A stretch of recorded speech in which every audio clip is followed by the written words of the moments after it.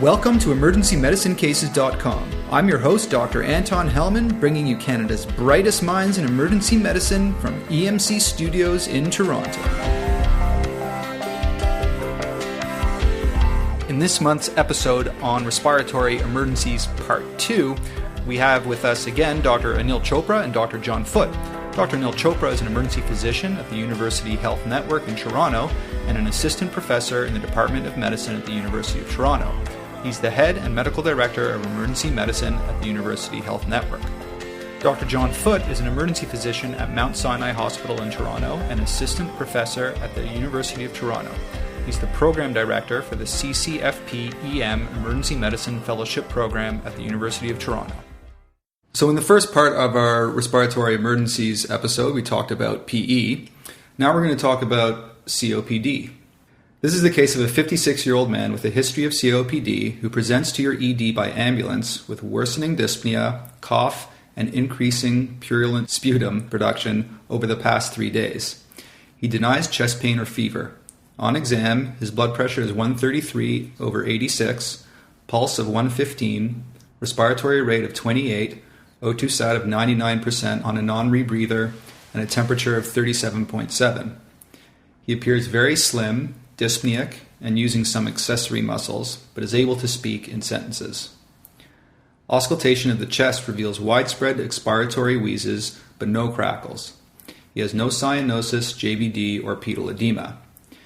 His COPD meds are tiotropium, Spiriva, once daily, and salbutamol, which is Ventolin in Canada, which he's been taking every 2 hours. He's also taking indapamide for hypertension and Lipitor for high cholesterol. He has no other medical conditions. His hospital records reveal that he's been admitted 3 times over the last 2 years for COPD exacerbations.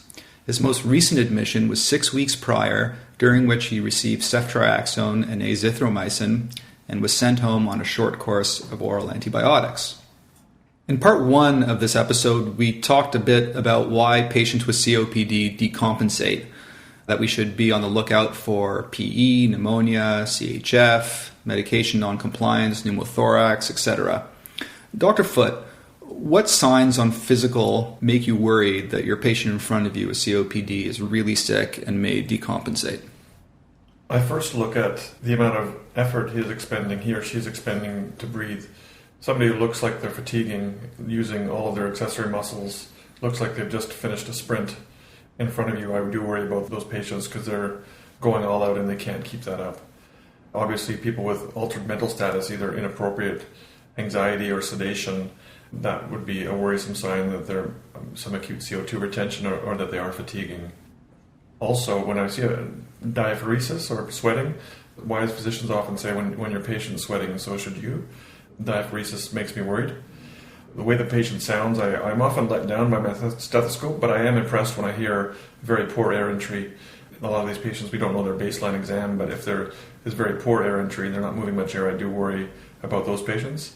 A lot of people with bad COPD exacerbations can have very little wheezing and they could be still very sick.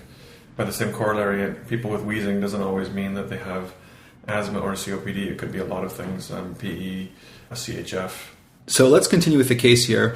After a dose of IV solumedrol and 3 rounds of beta agonists and ipratropium masks, followed by continued use of a non-rebreather, the nurse calls you to the bedside because the patient's now confused and appears to be tiring.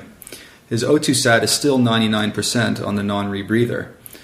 Dr. Foote, this patient who's on a non-rebreather with an O2 sat of 99%, we've been taught not to give supplemental oxygen to COPDers unless the patient's very hypoxic, because of the idea that giving them oxygen will lead to worsening hypercarbia and respiratory failure. When should we be giving oxygen, and how much for our COPDers in the ED? Should we be using an ABG or a VBG as a guide? How can we sort out the best oxygenation for our COPD patients? Of course, anybody who's frankly hypoxic with SATs below 88%, we need to get their SATs at least around 90%. We don't often know what their baseline is. And so giving them supplemental oxygen to achieve SATs of between 88 and 92 would be ideal for me. If you overshoot that a bit at the beginning, I'm not that worried. I often will ask for an order to titrate down by the RT or your nurses. On the other hand, there is a potential danger of giving too much high flow oxygen for too long in these patients, especially even before they arrive to the hospital with long transport times and long waits in the waiting room before coming in. There is a danger of CO2 retention in these patients. There was a recent RCT in the pre-hospital setting that showed that oxygen treatment titrated by paramedics to achieve arterial sats between 88 and 92 for such patients who have a history of COPD reduced the risk of death from respiratory failure by 58% compared with the high flow oxygen. The number needed to harm in this study was 14.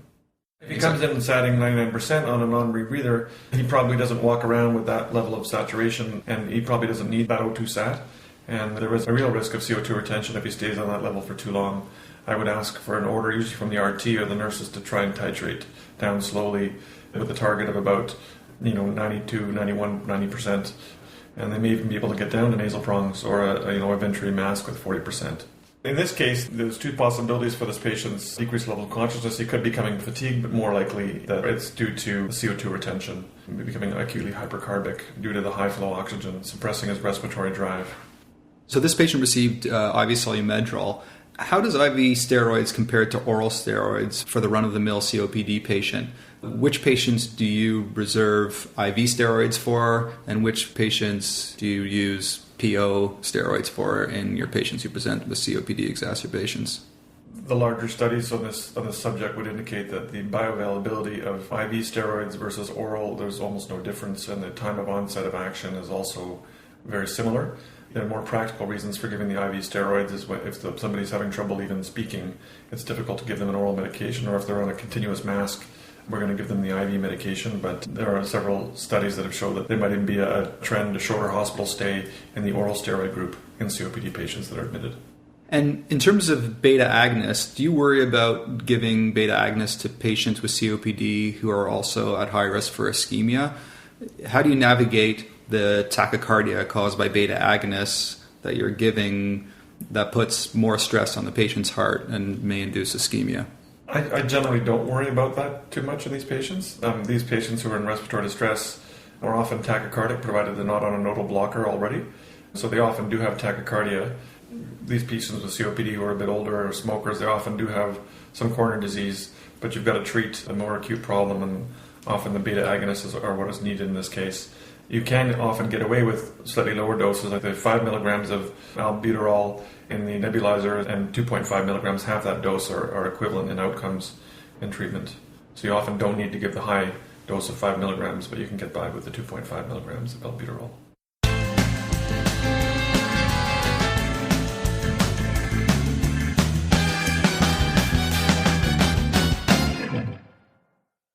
Let's continue with the case. The patient's given continuous beta agonist by neb, magnesium 2 grams IV, IV levofloxacin, and the RT is called to start BiPAP and to get an ABG. A portable chest x-ray shows no obvious infiltrate. When the RT arrives, he takes off the non-rebreather and suggests to hold off the BiPAP until the ABG comes back. The patient's O2 set decreases to 90% on 3 liters by nasal prongs, and he becomes more alert. You have a discussion with the RT who convinces you that an O2 set of 90% is exactly where you want to be with the patient, and depending on the ABG result, adjustments can be made from there. Dr. Chopra, the current trend in emergency medicine is to use venous blood gases as a replacement for arterial blood gases. VBGs have been shown to be as useful as ABGs in managing DKA, for example, but in COPD it's a little bit less clear. Can VBGs replace ABGs in patients with severe COPD exacerbations? I think the venous gas is completely sufficient for evaluating DKA. I think we know that very well now because we're primarily looking at acid-base status, and the venous and arterial values correlate very well. However, for sick COPD patients, we're also interested in the PCO2 and to a lesser extent on the PO2 don't correlate as well between venous and arterial gases. The two, in fact, can differ by 10 to 20 in magnitude.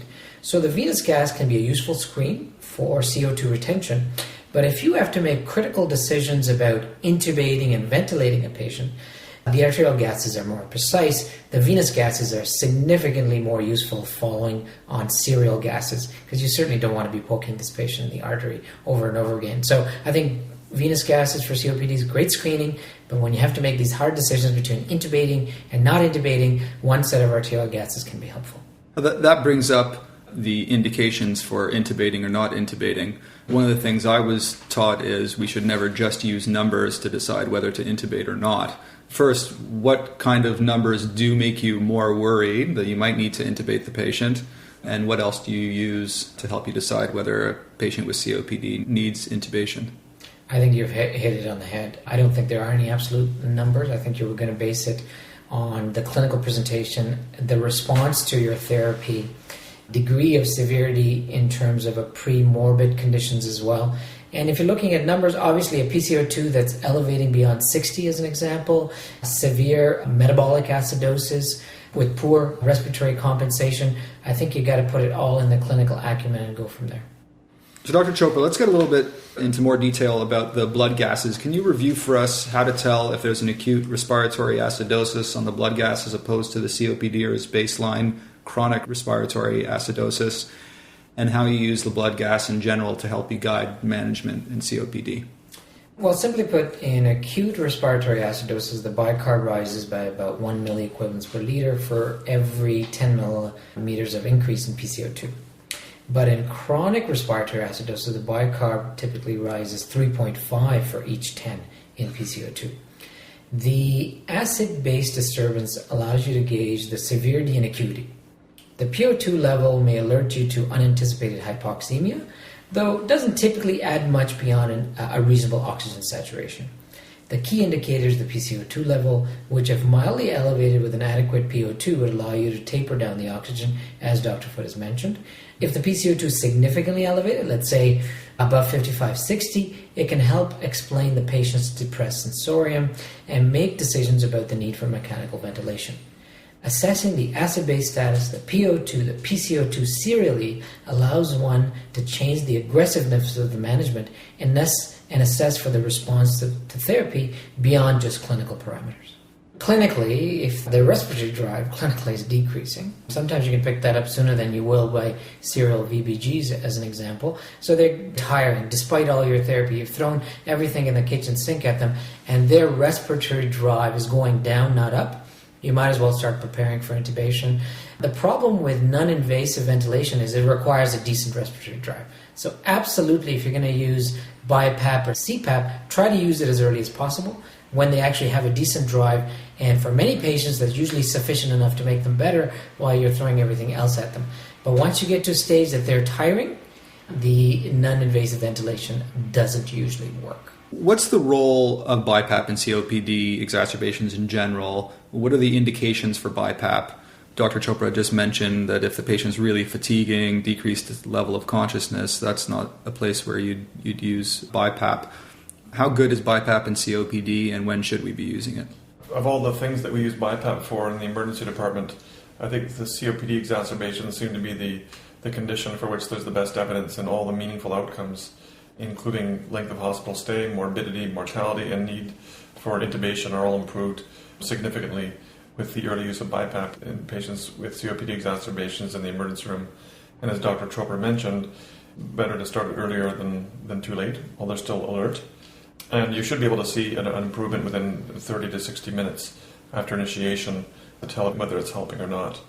There are some medical myths and concerns about BiPAP. People still saying sometimes that pneumonia is a contraindication for using BiPAP, and I guess the theory there is that with the SARS scare that we had in North America and across the world, especially in Toronto, that the BiPAP would actually aerosolize and spread the germs everywhere, and I guess that's more of a theoretical concern than pneumonia, or even pneumonia with COPD is not a current contraindication to using BiPAP in these patients.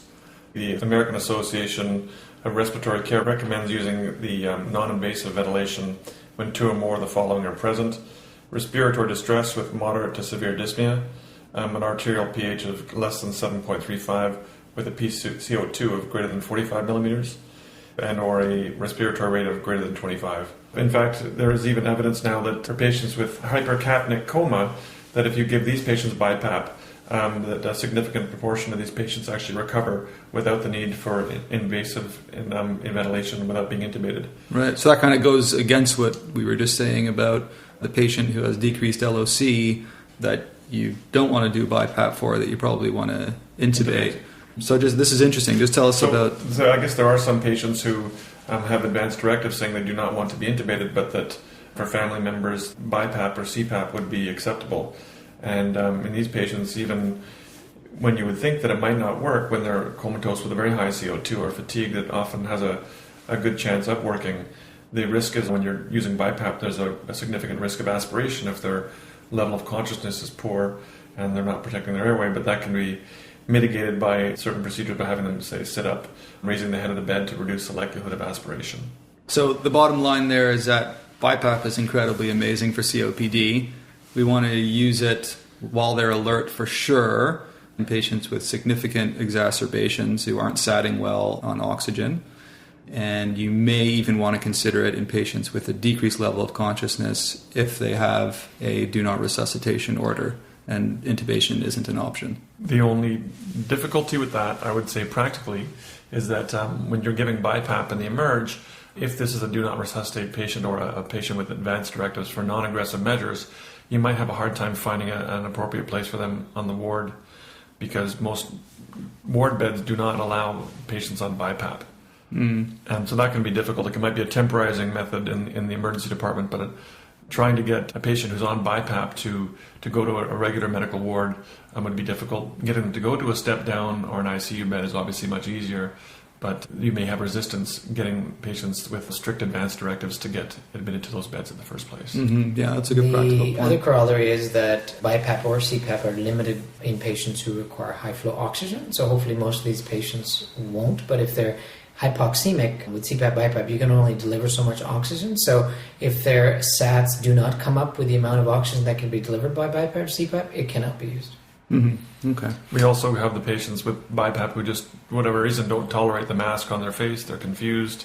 They have facial abnormalities that do not allow for a good fit of their face. You get these old ladies with no teeth, and it can be a difficult fit.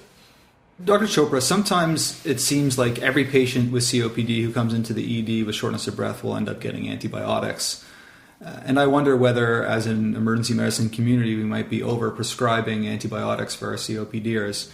Let's talk about the indications for antibiotics in COPDers. Which patients with COPD need antibiotics in the emergency department? So a Cochrane review of this topic published in 2006 helped guide some therapy. What we learned from this is that the appropriate use of antibiotics for COPD exacerbation decreased short-term mortality by 77%, very significant, decreased the risk of treatment failure by over 50%, and decreased sputum purulence. So antibiotic treatment for COPD exacerbation, unlike asthma exacerbations, benefits from routine antibiotic use. This applies to all patients who are sick enough to require hospital admission, for those that have at least 2 clinical criteria for an exacerbation, including increased dyspnea, increased sputum production, and or purulence of sputum. So for those with only one symptom, a mild exacerbation which responds to standard therapy and no significant comorbidity, antibiotics can likely be avoided. There's also a bit of debate about the choice of antibiotic.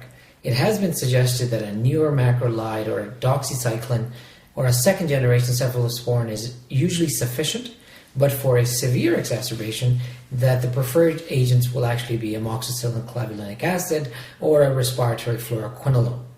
There's limited evidence to support this. Also, the duration of antibiotics can typically be short, in the range of about 5 days, according to the IDSA guidelines. Okay, so if they only have one of these cardinal symptoms and they have a mild exacerbation, then they don't need antibiotics. And they respond to therapy in the usual way, and they don't have significant pump failure, renal failure. I mean, really, this is people you're comfortable have a mild exacerbation and they respond well to your therapy.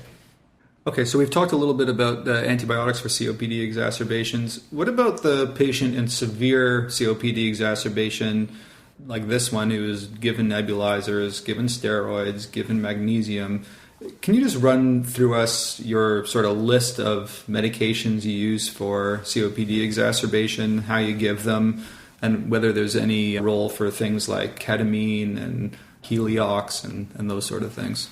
So, for instance, we mentioned magnesium. I think the role of magnesium in asthma is still a bit debatable, but I think the evidence is a bit better for its help in acute asthma exacerbations, especially in pediatric patients. I think there may be a small role there. I think the evidence for maybe magnesium in COPD exacerbations is far less clear.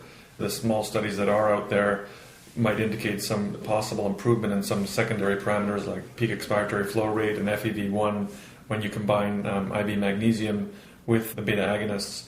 But as far as having a meaningful change in outcomes like mortality, morbidity, hospital length of stay, I don't think there's ever been a study that documented any meaningful change there. By the same token, I don't know if it's a hugely harmful thing to give if you're giving 2 grams of magnesium sulfate over 20 minutes and is a severe case. I don't think there's a huge downside to that. As far as ketamine, Heliox, IV aminophylline, or none of those have been shown to be useful and potentially harmful in the COPD exacerbations. Ketamine in particular is kind of an interesting one. If you are heading towards intubating a patient, it theoretically would be beneficial to use ketamine as an induction agent because it does open the airway. Is that your first choice for induction agent in patients with COPD? I just want to back up one bit. So we're trying to avoid intubation as much as possible because these patients don't do particularly well even after intubating in terms of they have the highest risk of barotrauma. But let's say we're getting to the point where we're going to intubate, and specifically to ketamine, 2 things. Once, when you intubate these people, they often drop their pressure afterwards. So I think it's very, very important to properly intubate these patients. So I start with the basics. We keep the patient upright for as long as possible because they don't tolerate supine position very well. If time allows, we volume resuscitate the patient in anticipation of the post-intubation hypotension. And I do seriously consider using a bronchodilating sedative like ketamine, which won't lower the BP, which is anticipated after the intubation anyway. Spray up the airway well, try not to manipulate too much. Maybe even some IV lidocaine, though there's very little evidence for that, so that you would try to attenuate the bronchospastic response from manipulation of the airway. Use a large ETT tube, 8 or bigger, to decrease airflow resistance, facilitate suctioning of secretions. Expect rapid desaturation after paralysis, and you may need to back ventilate the patient if there's prolonged intubation times or early desaturation happens unexpectedly. And to minimize the risk of barotrauma, ventilate with low tidal volumes, about 5 to 7 mils per kill, and low ventilation rates, probably at least 4 or 5 per minute lower than you would in your non-COPD or type of patient. And I agree with Dr. Foote, there might not be good randomized data for ketamine. It just makes sense to me. It's easy to use. It's always predictable. It rarely causes laryngospasm, the treatment, which is just to paralyze the patient, which we were going to do anyways in the typical rapid sequence intubation. Clearly, you could also use alternative medications, including etomidate, and for paralytic agents, you've got multiple choices, including succinylcholine and rocuronium, both of which work fine.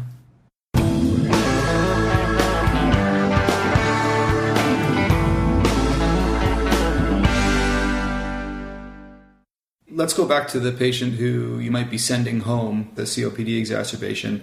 What medications would you give when you're sending a patient home?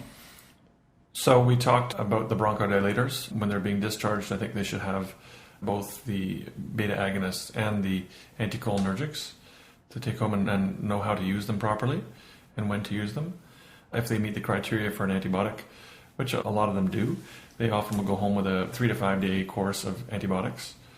And then the systemic oral steroids, prednisone usually, the 3 to 7 day course is sufficient for these patients. They don't usually need a taper.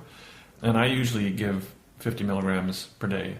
I don't really bother with it. If you give 60 or 40, you're dealing with a lot of little 5 milligram pills generally. Right. I like simple things.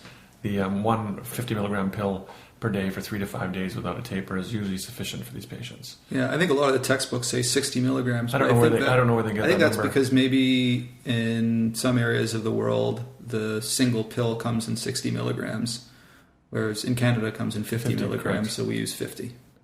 But one of the things that I often will use, and I think is coming down the pipeline is walk tests before discharge in the emergency department with the RT. If you're lucky enough to have an RT that can walk with your patient, a lot of times they'll have SATs that are reasonable at rest, but as soon as they start to walk, they desat. And obviously if they're going to be going home and taking care of themselves, a functional test like walking O2 SAT test, I think it's being studied right now in multiple studies, multiple trials, and I think that may end up being something that we do in the future before discharging these patients to see if they're appropriate or not.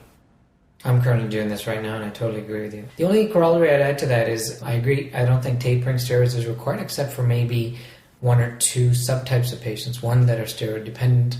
I think the traditional view is that they should be tapered over longer periods of time.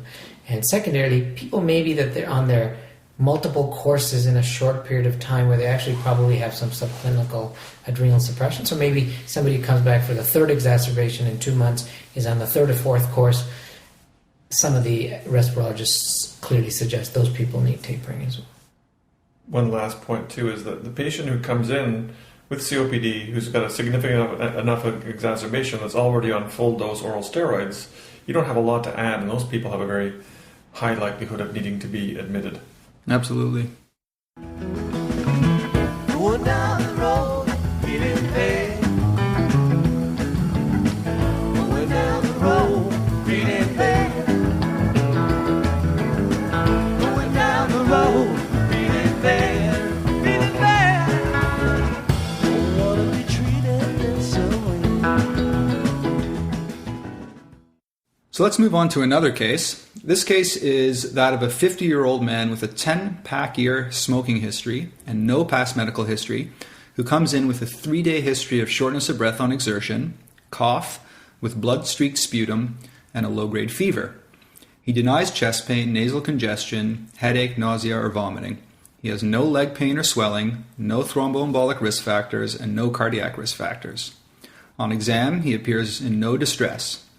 His vitals reveal a heart rate of 110, an O2 sat of 94%, and a temp of 38.0. His chest is wheezy with no crackles and good air entry bilaterally. His JVP is 1 centimeter, and his heart sounds are normal with no murmurs. He has no calf swelling or tenderness and no pedal edema. Dr. Foote, what's your general approach to the patient who presents with hemoptysis? I would divide hemoptysis initially into the degree of hemoptysis. We have a patient like this one who has got blood-streaked sputum, which is a lower risk hemoptysis patient. And then there are the patients with frank gross hemoptysis, grossly bright red blood and clots, and they define that as less than a tablespoon of blood. And then finally, the scariest one of all is the people with massive hemoptysis, where they become quite symptomatic, hypoxic and tachypnic. They're quite rare, but most emerge docs will see maybe a handful of those in their entire career. But when you do see them, they're quite worrisome because people are literally drowning in their own blood. It's not usually the blood loss, but the fact that blood is bleeding in a bad place and causing hypoxia. So those are the way I think of them. When you talk to a consultant, you need to talk about small volume versus large volume hemoptysis or blood-streaked sputum. I think that's the way you need to communicate to your consultant and your radiologist. And finally, as far as causation of the hemoptysis, I think you can go through a system-based approach. You can think of cancer as a common and serious cause of hemoptysis, bronchogenic carcinoma, or even laryngeal carcinoma. They can all cause hemoptysis. Infectious causes like your standard pneumonia, TB, the interstitial causes. Bronchiectasis is a very common cause of hemoptysis. And then finally, the vascular causes, CHF, valvular heart disease, and PE can all cause hemoptysis. One other quick thing when you're getting into hemoptysis is it the one question I ask and myself is it even hemoptysis? A lot of people with oropharyngeal or nasal or nosebleeds can sometimes swallow blood and it'll come back up and be mixed in their spit. So I will often have a good look at the patient's oropharynx, their tonsils, their nose, to make sure there's not an obvious source of bleeding that's been mislabeled as true hemoptysis. And finally, GI bleeding, hematemesis can be confused sometimes with hemoptysis, although you do usually get quite a different history. And it's often darker, and true hemoptysis is usually fairly bright red. In terms of working up the hemoptysis, the chest x-ray is the price of entry for hemoptysis. 90% of people with a malignancy causing hemoptysis will have an abnormal chest x-ray. Often the chest x-ray, and then the next step after chest x-ray would be to either talk about whether they get bronchoscopy or CT, and in which order, and whether inpatient or outpatient. And it really depends on your hospital and your local resources and how easy it is to arrange these things. Obviously, the patient with the blood streak sputum is going to be lower risk and have a lower likelihood of needing to be admitted, provided everything else is. They're young with blood streak sputum. Often those patients do not require a huge workup, because often it ends up being something like a bronchitis. And the corollary, people with frank blood and people who are a bit older, I'm a little reluctant to send those people home, and they'll often stay for further investigations, which in the emerge, unless they're massive hemoptysis, it usually ends up being starting with a CT chest. And you mentioned the scariness of the patient with massive hemoptysis. Could you just run through for us the management of the patient with massive hemoptysis? Let's say you've got an alcoholic patient with a lung CA who comes crashing into your resus, coughing up huge amounts of bright red blood, and they're desatting and they're in shock. Well, what's your sort of general approach to that kind of patient? These patients usually get the luxury of having these patients in the part of the acute section of your emerge, so there are multiple nurses doing the A, B, Cs all simultaneously, like starting an IV on these patients, giving them high flow oxygen, suctioning. I think an early decision has to be whether you secure the airway and intubate early on. And in a lot of these cases, that may be the option. But it is a scary proposition trying to intubate somebody who's got acutely bleeding from their airway because you can't see much. It's a panic-inducing proposition, but I think that you need to use all of your tricks that you have. If you have to call for anesthesia to help you, often you need to use a bronchoscope, even prior to intubating, just to have a quick look and to suction. If you are going to intubate, I think you should pick the biggest tube you can get, because often they may need to be suction through that tube or bronchoscope through that endotracheal tube. They talk about the position. One of the classical teachings is try to put the lung that's bleeding, put that on the patient downside on that side. I think it's more theoretical. I think they think that where the bleeding side down, the lung side down, that way it won't spill over by gravity into the unaffected lung. I don't know if that's really practical or whether that really actually makes a difference, because it's pretty hard to study this. Some concern that can worsen hemodynamics by compressing that lung, and as far as VQ mismatch and ventilation and the hemodynamics. Some people even talk about having the patient prone, which I have never done, and I can't imagine looking after a patient in the prone position. It would be kind of difficult, but I think that's something people have written about. And I think sometimes it can be difficult to know which lung is bleeding. If they come in and say, "Oh, yeah, I've got lung cancer on this side," then you may know, and you have other previous images. If you know that it's for instance, the left lung that's bleeding, you can actually selectively intubate the right main stem bronchus by just advancing the tube too far. And that will essentially, when you inflate the cuff, you're essentially protecting the right lung. At least the lower 2/3 of the right lung will be protected if you intubate the main stem bronchus on the right side. And that's what will happen automatically if you just advance further than you normally would. Trying to selectively intubate the left main stem bronchus, I think something I've never done. They talk about being able to twist the tube around 90 degrees and advance it afterwards, but it's not something I've personally done. These are the kind of cases where you need to be calling for help and get as many people and experienced people as you can. If you have a thoracic surgeon or an anesthetist who's used to using endobronchial blockers, you can use that. I don't have personal experience in using those. Obviously, with an acutely bleeding patient in this kind of situation, we talked about getting a good IV access. If they're on anticoagulants and you can reverse them, like warfarin, if you want to use your prothrombin complexes, your vitamin K, that's the time to use it. Using cyclopentone or tranexamic acid is also another option in these patients. Again, I don't know because these are rare occurrences that are very hard to study, I think you should throw everything at them, but these are very high-risk patients. Do you have any tricks of the trade in terms of airways that are filled with blood? What to do with those? How to actually get the tube in? The bougie would be one way to do it where you don't have to actually look. So that is one option. I think using your suction and your glide scope would be another way of, instead of getting your face in there and getting covered in blood yourself. Those would probably be my two first ways of doing it. Having an endotracheal tube over a bronchoscope prior to intubating is another option, as long as your suction is working. But those would be three things I may consider. A couple things I'd add is one, sometimes you inadvertently notice a big scar on their chest. They may not volunteer a history of previous aortic repair, but one of the big, on the differential diagnosis, of course, is aorta GI fistula. And along with everything that John said, if they're pooling blood in the oropharynx, you're in trouble. So yes, ask for the anesthetist to come.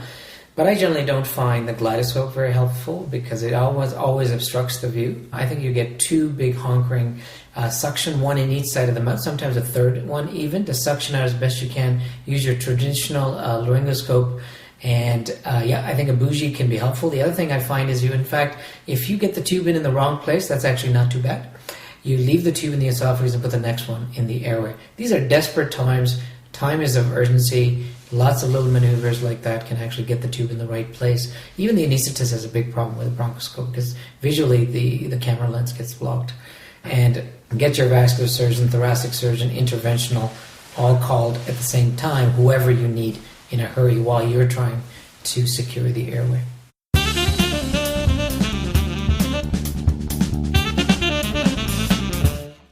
Dr. Foote, it's not uncommon that at the end of our history and physical, and even sometimes after chest x-ray, we're unsure if the patient has pneumonia or not. First, how good is the history and physical in predicting the diagnosis of pneumonia? I think we've all been fooled with this. The history and physical can let you down, despite what we've been taught. And there's no question history and physical is crucially important. I think we've all begrudgingly ordered a chest x-ray on somebody that we don't think needed one, and we get back confluent pneumonia, and we're surprised at the lack of auscultatory findings and the fact that they look so well. So I think that the chest x-ray sometimes doesn't correlate with what you see on the physical exam. On the same token, there's a sizable percentage of people with pneumonia where the x-ray doesn't even show it initially. That's probably at least 30%. So sometimes the chest x-ray, which we use almost as a gold standard for diagnosing pneumonia, can let you down. Mm-hmm. Sometimes we'll get a CT after a near normal chest x-ray, and you're quite surprised to read the report that there's extensive pneumonia on the CT.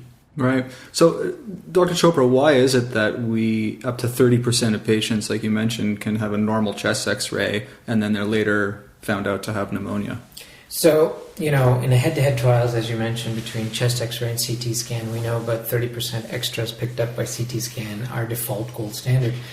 It happens more likely in older patients, it happens more likely in dehydrated patients, and it happens more likely in immunocompromised patients, whether it be transplant patients, neutropenic patients, HIV patients, because they don't mount an early inflammatory response to give you the inflammatory reaction on the chest x-ray.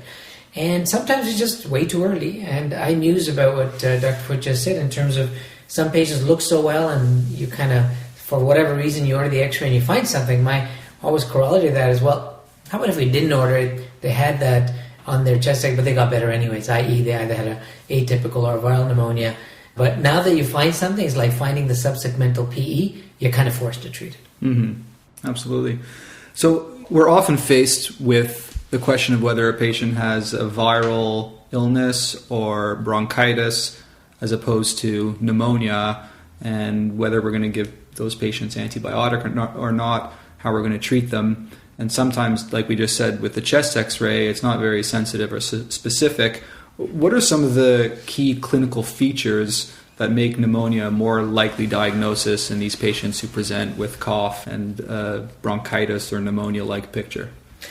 The bottom line is we're trying to use a constellation of symptoms on the presentation to make us more likely to diagnose the fact that the patient has a viral illness, including viral bronchitis, for which we would know no need to pursue the diagnosis of pneumonia any further.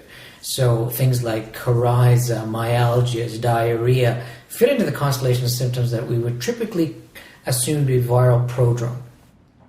If you've got that and the patient doesn't have worrisome symptoms, like atypical persistent severe chest pain, pruritic chest pain, doesn't have significant dyspnea out of proportion to your findings, doesn't have relative oxygen desaturation. So oxygen saturation at the normal level, but for somebody ordinarily you'd expect 96, 97, now has 92, 93, and for specific kind of patients that are at more risk of having pneumonia. And again, I would use the example of the immunocompromised patient because, again, they present early on without clinical signs of inflammation, but they'll have an underlying pneumonia, particularly things like febrile neutropenic patients. There are some studies that show that things like headache and painful cervical lymph nodes are positive predictors of pneumonia, whereas things like having rhinitis and diarrhea, like you mentioned, are negative predictors of pneumonia.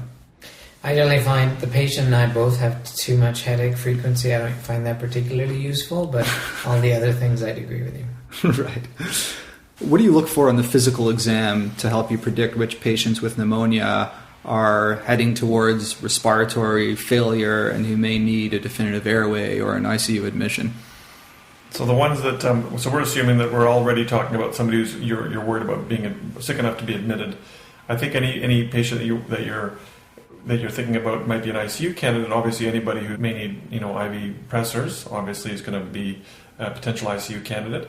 And then, of course, anybody who's got significant respiratory distress with their pneumonia, who is on their SATs are not great despite being on supplemental oxygen. The person with the respiratory rate of greater than 35 breaths per minute has been shown in some studies to be a good independent predictor of who's going to have a bad outcome and who's headed towards the ICU.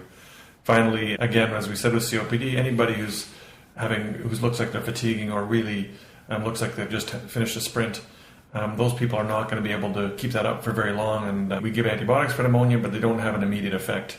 And you can probably expect that those people may end up getting into trouble if they just went to a regular ward bed. We've generally been talking about the patient with run-of-the-mill pneumonia up till now. What about those patients who might have tuberculosis pneumonia, for example, TB? In what situations would you suspect that someone might have TB pneumonia and to work them up for TB pneumonia? I think the concern about TB is usually something that happens well after the patient's been in the emerge. You get a little notice in your mailbox saying the patient you treated so-and-so ended up having TB. So I think that we're pretty poor at deciding clinically who's ends up being TB. There are some things that you can use on the history that may put people at higher risk for TB theoretically. People coming from shelters or prisons, people from countries with high prevalence of TB, patients who come in with lots of weight loss and constitutional symptoms that have been going on longer than you'd expect for a pneumonia, IV drug users. So I don't think there's a classic picture of somebody who's got TB, and I think we usually find out later. My alarm bells start going off when somebody's got pneumonia with hemoptysis. I start already thinking about it, and if they're in the right risk factor group, I might actually put them in their own negative pressure room. So the things that might trigger you are those lists of things in terms of where the patient's coming from? The constitutional symptoms like major weight loss prior to the presentation, who's a recent immigrant or an immigrant from a country where there's a high prevalence of TB.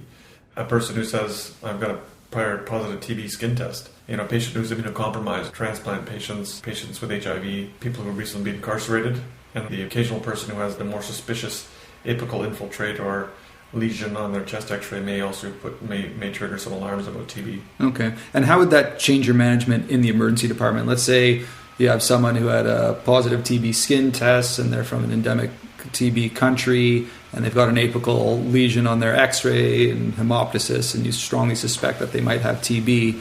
How would you actually manage that patient differently than your run-of-the-mill pneumonia patient? There's some theoretical concern about fluoroquinolones that have some partial effect on the TB and make the yield from the initial sputum and cultures less sensitive. So there is a theoretical concern that you may not give a respiratory quinolone in somebody who you worry might have a high likelihood of having TB. Okay, so in terms of your choice of antibiotic for generalized pneumonia, you'd stay away from the fluoroquinolones if they had risk factors. Right, if they were needing admission for pneumonia and you're thinking about TB, you may give third-generation cephalosporin and a macrolide instead of just giving the standard respiratory quinolone. These patients where you're starting to think about the potential diagnosis of TB, these are the patients that you may want to get a sputum sample for AFB and ZN staining and culture. Yeah, we'll talk a little bit more about the value of cultures and sputum cultures in the emergency department. Most community-acquired pneumonias in the ED seem to be treated pretty much the same in terms of antibiotic regimens, with a few choices of broad-spectrum antibiotics, which we'll get to later. Do ED docs need to know how to differentiate typical versus atypical pneumonia? And should ED docs be ordering pneumococcal urinary antigen or Legionella urinary antigen in an attempt to get a specific bacterial diagnosis? Does it make a difference to their ED or their inpatient management? No, these tests really make no difference to the ED physician. The antibiotic choice is based empirically on patient presentation, allergies, recent antibiotic use, and the presence or absence of comorbidity, exactly as we've been doing as per the IDSA and the CID guidelines in Canada and the US. These tests are primarily used in hospitalized patients by our consultants and recommended for patients admitted to the ICU, for example, those who fail outpatient therapy, and those who have a pleural effusion or alcoholism. So in terms of typical versus atypical, we're poor at differentiating it clinically anyhow, so you have to cover for both. And in terms of things like Legionella, you might want to consider them if the patient's heading for the ICU or is an alcoholic or has a pleural effusion, but most of us will leave that up to the consultant.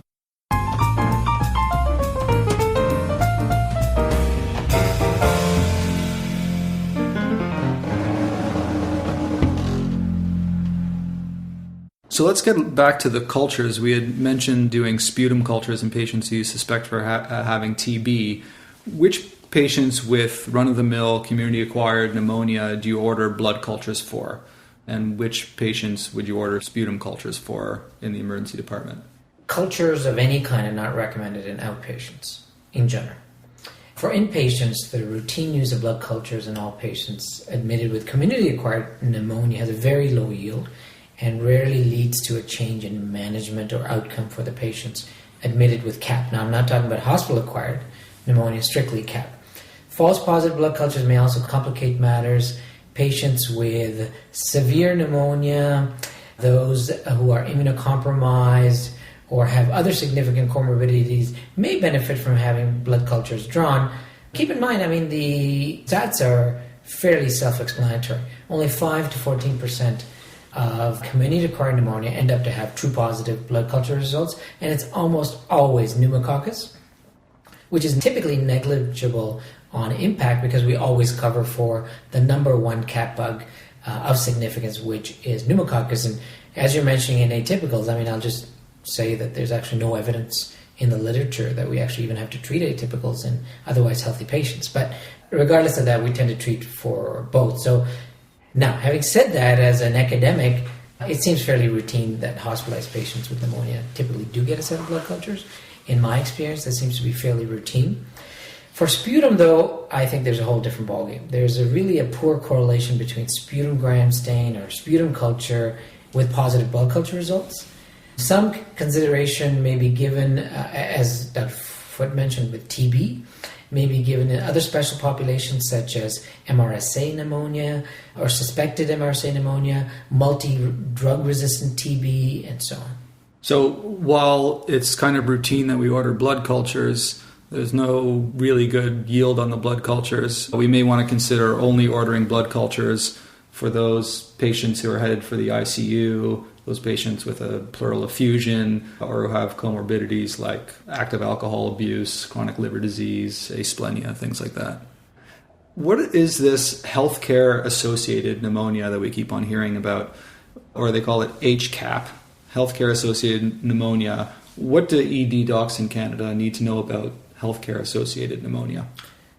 Healthcare-associated pneumonia, as opposed, first of all, should be differentiated from hospital-acquired pneumonia, but is pneumonia that occurs in a non-hospitalized patient with extensive healthcare contact. So some of the extensive healthcare contact could include intravenous therapy, wound care, intravenous chemo in the prior 30 days. Could be a residence in a nursing home or other long-term care facility. Could be hospitalization in an acute care hospital for 2 or more days within the prior 90 days. So we're not talking about day procedures per se. And it could be attendance at a hospital for a hemodialysis clinic within the last 30 days. And the significance of identifying this patient population is the assumption that these patients will carry more virulent, more drug-resistant types of bacteria, which may require a modification of treatments such as a different choice of antibiotic to cover a more broad spectrum of bacteria, including Staph aureus and Klebsiella and Pseudomonas, when ordinarily for CAP you wouldn't generally consider those. The therapy would need to be tailored to what the infections and resistant pattern are prevalent in that particular institution or that particular unit where the patient had the predominant contact. For example, a solitary macrolide is a bad choice for healthcare-associated pneumonia because it doesn't cover the bugs that we would also have to cover for, including staph, Klebsiella, and sometimes Pseudomonas. So it depends on where in the hospital. But clearly, in that choice, you would want to cover your pneumococcus and your staph and your gram-negatives. For example, amoxicillin clavulinic acid is a much better choice, or a respiratory fluoroquinolone is a much better choice than a macrolide in that patient. Where if you read the IDCA guidelines, which soon should be coming out, the 2012 guidelines, the older guidelines still put macrolide and with the option of doxycycline, both of which are bad choices for healthcare-associated pneumonia. In the US, there was a time when the ED doc had to give antibiotics within 4 hours of the patient hitting the door, or you got your hand slapped by your hospital administrator. How soon should we be giving antibiotics to patients who we suspect of having pneumonia? I think that this benchmark or timing, this measurement of the time to give antibiotics is not, in the standard community-acquired pneumonia, is not really evidence-based. It's mostly been a benchmark for care when you're trying to measure indicators of care quality in places like the US, and it's been tied sometimes to compensation. But as far as being evidence-based and making a big difference in the outcome, I don't think there's a lot of evidence for that in the standard community-acquired pneumonia in the emergency department. That being said, once you've made a diagnosis, and you're pretty sure it is, there's an infiltrate and it fits the criteria for pneumonia, I think the emergency physician should be the one to initiate treatment instead of waiting for a consultant to decide what antibiotics. Sometimes when you refer a patient for pneumonia, and they often can wait, by the time a decision is made and they've been seen and the consult's been done and the antibiotics have been given, it can sometimes be many hours after you've seen the patient. Mm-hmm. So I still do teach that once you've made the decision, choose the antibiotic and give it. So that's in the case of your run-of-the-mill patient with community-acquired pneumonia. Correct. So I'm assuming that in the patient who's really sick with pneumonia, obviously who's anybody with septic or SIRS, you obviously don't withhold. Early antibiotics are one of the cornerstones of treatment for anybody who's a sepsis criteria or is looking quite ill with pneumonia. Right. Question. So in the case of sepsis, then time is of the essence. Of course, yeah. In the case of community-acquired pneumonia, the patient should be giving antibiotics in the emergency department, but this whole idea of a time cutoff really has no good evidence Correct. base. The guidelines for the 4 hour are all based on accreditation requirements in the US, and they themselves found that emergency physicians were overprescribing antibiotics for people even who didn't even have pneumonia.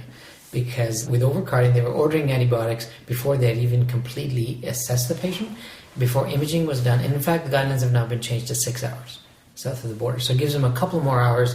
And because we were treating antibiotics for bronchitis, for CHF, so obviously we've learned from our own mistakes. And not only was there no evidence for it, we were actually doing a harmful delivery of care.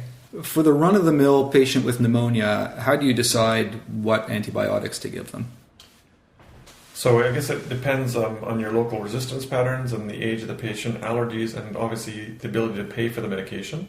As we mentioned before, you can't really tell clinically with the x-ray and on clinical features which is a typical or atypical pneumonia. So in an ideal world, you'd cover for both atypicals and typicals, and if they're in a vulnerable group like a healthcare-associated pneumonia, you'd want to cover for that. If cost wasn't an issue, a respiratory equinolone will be a safe bet for most people. If there's a patient who is steroid dependent or has had prolonged hospitalizations or from a nursing home setting or has structural lung disease, you want to keep in mind that Pseudomonas needs to be covered. For the respiratory, for the quinolones, that would usually mean Cipro in addition to whatever else they need. If patients who are high risk for MRSA should also have specific coverage for MRSA, whether that means Vanco or if you're giving orally, that means adding Septra or doxycycline to their regimen. The macrolide resistance for pneumococcus is going up because it's being used like 35%. So I personally don't. If I have a young, otherwise healthy person who's come in with a true infiltrate, a pretty classic story, and they look like they have pneumonia but doesn't need to be admitted, I make sure I don't usually send them home on a macrolide. I usually make sure they've got good pneumococcus coverage. And cephalosporin or respiratory quinolone. Yeah, we've wrestled with this, and the problem is that young, healthy patients almost always do well. Doesn't matter what you put them on. So this is a confounding factor. How do you study a population that almost always does well, whether you throw them on Biaxin, whether you throw them on clarithromycin, azithromycin, doxycycline, or amoxil? If you cover pneumococcus, you're 95% of the way there in the standard community-acquired pneumonia. So if you put them on amoxicillin or an alternative medication, they do fine. It just so happens they typically will do well on a macrolide too, but clearly macrolide resistance pneumococci are increasing. The question, of course, the $50 million question is, does it make a clinical difference? So far, the literature shows it seems to make a difference on elderly, comorbid patients, but I really don't think it makes a huge difference currently in our young, healthy population with an infiltrate on the chest X-ray. I think we'll see what the new guidelines show, and I think, Dr. Hellman, you're going to go over some of the existing guidelines, but I think right now it doesn't really matter in the young, healthy population. Choose an antibiotic after you make a diagnosis. More importantly, don't use an antibiotic till you actually have evidence for pneumonia. So as Dr. Chopra mentioned, I wanted to review some of the antibiotic guidelines for community-acquired pneumonia. So in terms of antibiotic choices, your choice really depends on where you work and your local resistance patterns. So you'll need to find out what your hospital guidelines recommend specifically. But as far as general guidelines go, the guidelines from the Infectious Disease Society of America and the American Thoracic Society recommend a macrolide or doxycycline for outpatient treatment of previously healthy patients who have not used antibiotics in the last 3 months. They recommend a respiratory fluoroquinolone such as levofloxacin or a beta-lactam plus a macrolide for outpatient treatment of patients with comorbidities or patients who have used antibiotics in the last 3 months. For inpatients going to a floor, they recommend the same options that I just recommended for outpatients who have comorbidities or recent antibiotic use. What about for inpatients going to the ICU? Well, for these patients, they recommend a beta-lactam like ceftriaxone plus azithromycin or a respiratory fluoroquinolone, and if Pseudomonas is a consideration, they recommend an anti-pseudomodal beta-lactam like Piptaz or imipenem, plus either Cipro or levofloxacin or azithromycin in combination with an aminoglycoside. If MRSA is a consideration, then you need to add vancomycin or linezolid. We'll have this summarized in the written summary, so don't worry if I just made your head spin. As a general rule, patients who have had antibiotics in the last 3 months should not be put on the same antibiotic. In particular, patients who have had a macrolide, Septra, or respiratory fluoroquinolone in the past 3 months are at least 4 times more likely to be infected with pneumococcus that is resistant to the same class of antibiotics. And in Canada, in some areas, there's up to a 35% resistance to macrolides, and so either a respiratory fluoroquinolone or the addition of amoxicillin or clavulin should be chosen in those areas. So ask your local infectious disease colleague. The other thing to know about macrolides, there has been some evidence that there's an increased risk of cardiovascular death with macrolides. Clarithromycin has been shown to significantly increase mortality in patients with stable coronary artery disease in a large RCT out of the BMJ in 2006. And erythromycin was shown to double the risk of sudden death and more than double the risk of sudden death in patients on calcium channel blockers in a retrospective study in the New England Journal of Medicine in 2004. This might be because they're cytochrome P450 inhibitors and interact with other meds to prolong the QT interval. There was a very recent article out of the New England Journal of Medicine that retrospectively looked at patients who were put on azithromycin and found that for every azithromycin script that was prescribed, there's about a 1 in 20,000 chance of causing cardiovascular death. Now, this goes in contrary to an earlier New England Journal of Medicine article about 8 years ago that actually hypothesized that azithromycin would be cardioprotective and found that there was no difference in cardiac death. I think that the conclusions that you can draw from these studies are that in patients with a known prolonged QT or a patient who has known coronary artery disease or is on calcium channel blockers, try and avoid macrolides. In terms of whether to use IV or PO antibiotics in the emergency department for your patients who you've diagnosed with pneumonia, what are the factors that would make you choose IV over PO or where PO is okay? I think we overutilize IV antibiotics because of the mindset that we've always had that we think that they are better than our oral counterparts in acutely ill patients.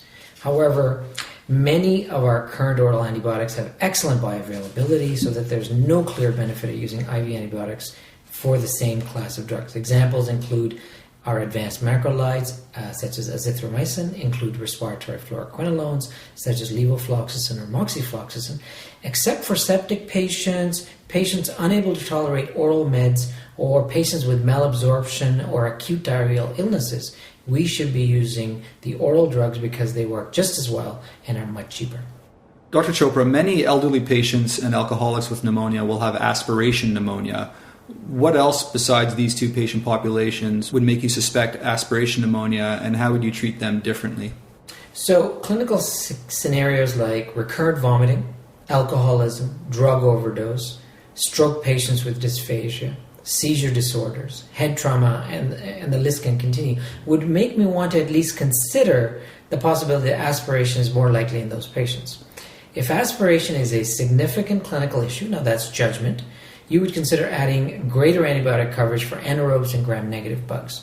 So the respiratory fluoroquinolones cover gram-positives, they cover gram-negatives well, but levofloxacin, for example, doesn't cover anaerobes, but moxifloxacin at least has some coverage for anaerobes.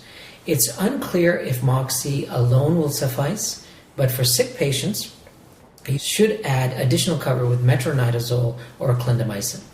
The superguns like Piptazo or imipenem or cefepime also provide good coverage, but again, it's in the context of how ill you expect the patient is. In terms of figuring out disposition for these patients, there's been several prediction rules for predicting mortality in patients with pneumonia. There's the Pneumonia Severity Index, which has way too many points for any emergency doctor to remember. Then came the CURB 65 rule, which is the most popular in the emergency department. Just to remind our listeners, the CURB 65 rule has 5 points, each worth 1 point. Number 1 is confusion. 2 is uremia, that's a BUN of greater than 19. Number 3 is a respiratory rate of more than 30. Number 4 is a blood pressure of less than 90 on 60. And number 5 is age of 65 or more. And if you have 2 or more points, that buys you an admission. And less than 2 points, supposedly you're safe to go home. There's also the modified CURB 65 rule, which leaves out the second point, uremia, and so it doesn't require any lab data, which has also been found to be a good predictor.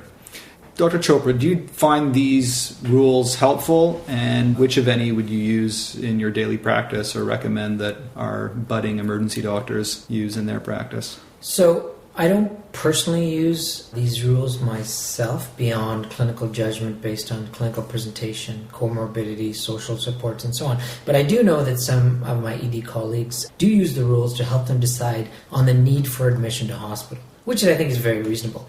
The rules, though, can't trump clinical judgment and don't account for special situations, such as our homeless patients, the ability of the patient to tolerate oral meds, the immune status of the patient. So some of those qualifiers need to be used along with whichever rule that you feel comfortable. And I must say the CURB 65 modified rule is a very easy and practical one to use.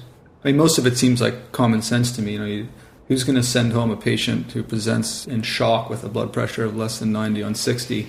Sometimes if the person you're referring to is maybe not in agreement, you can sometimes trot out the CURB score, the port score, for some objective evidence to be a patient advocate, but short of that, I don't use those scores. One of the things about the CURB 65 rule is it doesn't include an oxygen saturation, which I find surprising. There's actually a 2011 study in clinical infectious diseases that shows an association between an O2 sat of less than 92% with major adverse events in outpatients with pneumonia. I don't know how these outpatients end up being outpatients with an O2 sat of less than 92%, but even just using the single criteria of an O2 sat of less than 92% is a reasonable criteria for admission alone. So we've talked a bit about differentiating those patients who can be managed as outpatients and those patients who can be admitted. What about deciding which patients should be admitted to the ICU as opposed to a general bed? Sometimes it's our consultants who are deciding this, but sometimes it's up to us to try and facilitate someone going to the intensive care unit, for example. Is there anything that can help us make those kind of decisions? I think this is based on the clinical situation and secondarily the response to therapy. Obviously, the hemodynamically unstable patients with persistent hypoxemia, respiratory failure, severe acid-base disturbance, The ones that we can usually pick out fairly easily are sick, require critical care support. Now, there will be institutional differences of how sick a patient necessarily has to be in one place to get to a step-down unit, has to get to an ICU. But in general, it's not like an O2 sat of 93% is going to be a cutoff for one institution and not another. I think you have to just put all the factors together and make a decision that this patient would benefit from closer observation, closer monitoring, and intensive therapy versus the other person who may be able to do just well enough on a step-down unit or even a general medicine floor. For those of you who like numbers to help you decide whether a patient needs to be admitted to the ICU, the current guidelines recommend ICU admission for patients with hypertension despite aggressive fluid resuscitation, hypothermia, a respiratory rate above 30, PaO2, FiO2 ratio of less than 250, leukopenia of less than 4, multilobar consolidation, thrombocytopenia of less than 100, confusion or uremia with a BUN of greater than 20. And the presence of 3 or more of these criteria has recently been validated for predicting the need for intensive care. The other way of thinking about it for people who like mnemonics is the SMART COP mnemonic, which predicts the need for ventilator or pressor support. And the SMART COP is S is for systolic blood pressure of less than 90, M is for multilobar pneumonia, A is for an albumin less than 3.5, R is for a respiratory rate greater than 30, T is for tachycardia of more than 125, and for confusion. O is for O2 sat of less than 90, P is for a pH of less than 7.35, and if you have 5 points out of any of these, that buys you an ICU admission. Before we wrap up our discussion on pneumonia, there was a great article in March of 2012 in the Canadian Medical Association journal called Management of Community-Acquired Pneumonia in the Emergency Department. And they outlined 5 key important points. The first one is that community-acquired pneumonia is a life-threatening disease, and so timely administration of antibiotics is one of the important goals of therapy. They say that patients with suspected community-acquired pneumonia require urgent assessment and therapy. However, overemphasis on time to first dose of antibiotics may lead to unnecessary administration of antibiotics for non-infectious diseases. Because of a lack of convincing evidence, the guidelines no longer specify the 4-hour window for starting antibiotics, but instead they recommend that the first dose be given in the emergency department. Second, they state that pre-treatment diagnostic tests should be requested on a case-by-case basis. So blood cultures and sputum cultures should be ordered for patients who require hospital admission if they're at increased risk of unusual or resistant pathogens that would require a change in empiric therapy or duration of therapy. And these patients include those with severe community-acquired pneumonia, an immunocompromised state, alcohol abuse, structural lung disease, and the presence of a pleural effusion, as well as those who have recently traveled and those who have failed outpatient therapy. The third point they make outlines the SMART COP rule for admission to intensive care unit. The fourth one is the CURB 65 rule that we just outlined. And lastly, they state that outpatient therapy should take into account risk factors for drug-resistant Streptococcus pneumoniae, so that although macrolides are the recommended first-line agent for those treated as outpatients, patients with recent macrolide exposure or who live in regions with high rates of macrolide resistance should receive alternate forms of empiric therapy. So treatment options include the addition of amoxicillin or clavulin, or monotherapy with a respiratory fluoroquinolone. Next, we're going to go on to our last case.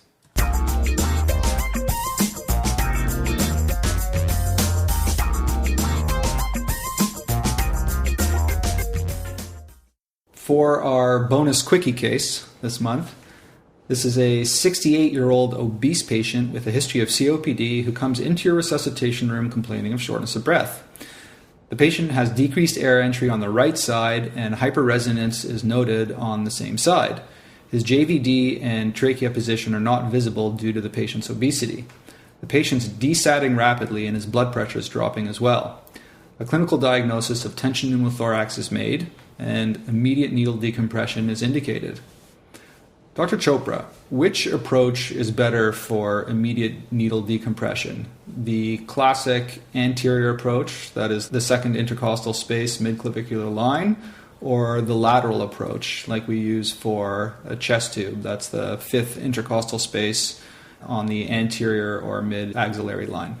I think these patients are typically sick and they're lying on their back, and you've kind of complicated the case by presenting a relatively obese gentleman. So the landmarks are going to be difficult irrespective of the approach you use.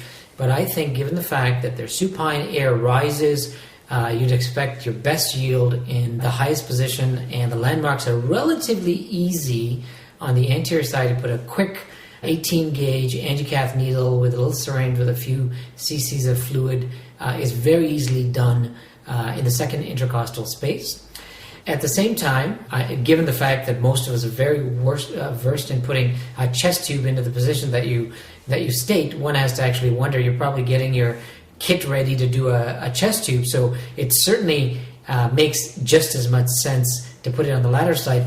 I think you should use the method you're most familiar with. This is a situation where you want to relieve the problem within the next 2 to 3 minutes, and you should use the approach that you're most comfortable with, the approach that seems to be most practical with the situation you're dealing with, and in my hands, that's the second intercostal space anteriorly. My reading on this is that there is some evidence that you're more likely to cause damage to chest structures like the internal mammary or the subclavian vessels from doing the midclavicular line approach. Dr. Foote, what do you think? I mean, I understand that there is some evidence to say that the lateral approach might be better.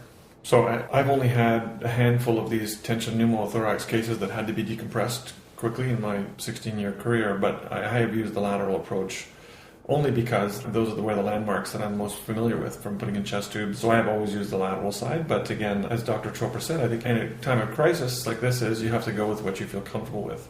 For me, that happens to be the lateral approach. And I use the same sort of landmarks that I use for putting in a normal chest tube, which is across from the nipple, between the gap in the muscles between the pectoralis major and the latissimus dorsi. They call it the triangle of safety. Is what it's typically, and you can feel it on, it's just a gap. I get the patient to put their hand behind their head, and then I just put it in right there.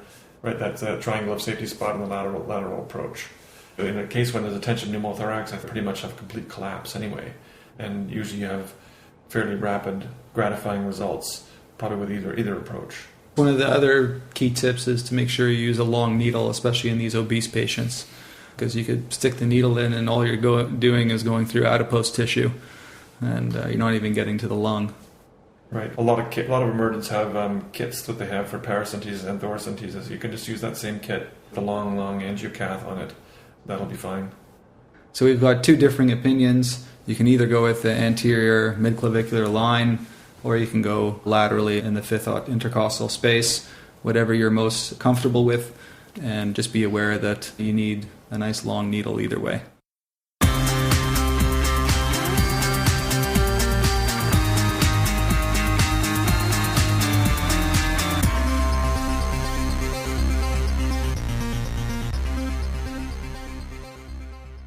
Just before we wrap up this episode, I just want to put a little plug in regarding telling patients who are smokers to try and quit smoking. It sounds like a little thing and it sounds like it's obvious, but I learned quite a bit about smoking cessation therapy when I ran a smoking cessation clinic about 10 years ago, and the literature has shown over and over that if you remind patients in a positive way about quitting smoking during their time of their illness that's related to the smoking, so for example, if someone comes into the emergency department with a COPD exacerbation and they're still smoking, if you tell them in a positive way something like, quitting smoking is the best thing that they can do for their health, and that you highly recommend that they take the steps toward quitting smoking.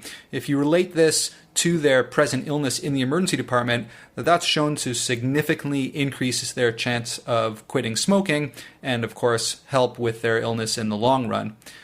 So some of the treatment options are nicotine replacement therapy. There's a patch and a gum. A combination of both is better than either alone.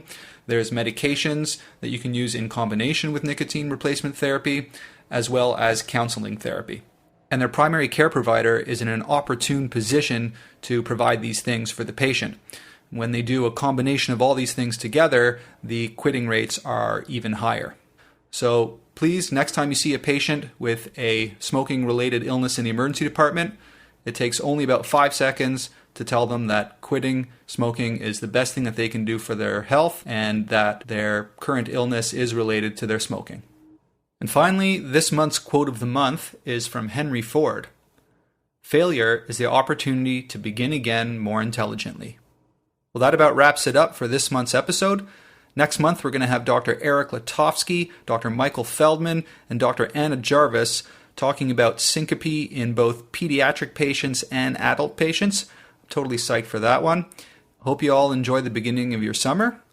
And until next time, take it easy.